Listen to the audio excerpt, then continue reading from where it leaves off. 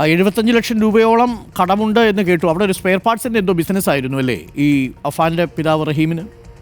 ബിസിനസ്സായിരുന്നു. അതെല്ലാം പൊളിഞ്ഞ് അവിടെ ചില ലീഗൽ കേസുകളിലുമൊക്കെ പെട്ടിട്ടുണ്ട് പോലും. ഇങ്ങോട്ട് തിരികെ കൊണ്ടുവരാൻ ചില ഇടപെടൽ മലയാളി അസോസിയേഷൻസൊക്കെ നടത്തുന്നു എന്ന് അയാളുടെ ചില സുഹൃത്തുക്കൾ ഇന്നലെ സംസാരിക്കുമ്പോൾ പറഞ്ഞിട്ടുണ്ട്. അപ്പോൾ എന്തായാലും ഇന്നിപ്പോൾ സംസ്കാര ചടങ്ങിൽ പങ്കെടുക്കാൻ റഹീം വരില്ല. വരാൻ സാധ്യത കുറവാണ്. കാരണം ഇന്ന് തന്നെ ട്രാവൽ ബാൻ നീങ്ങി വരാനുള്ള സാധ്യത വളരെ വളരെ കുറവാണ്. ഓക്കെ. ഈ അദ്ദേഹത്തിൻ്റെ തന്നെ മരണപ്പെട്ടു പോയ ഉമ്മയുടെ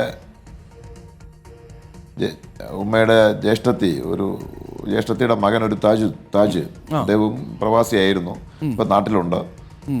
അദ്ദേഹവുമായി ഞാൻ സംസാരിച്ചിരുന്നു. അദ്ദേഹവും റഹീമും തമ്മിൽ സംസാരിച്ചിരുന്നു.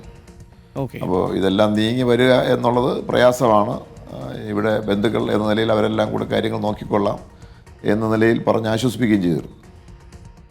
ഇനി ആ വീട്ടിൽ അവശേഷിക്കുന്നത് ഈ അഫാനും ഇപ്പോൾ ആശുപത്രിയിൽ ഗുരുതരാവസ്ഥയിലുള്ള ഉമ്മയും ഈ റഹീമും മാത്രമാണ്. അതെ അതെ അതെ അതെ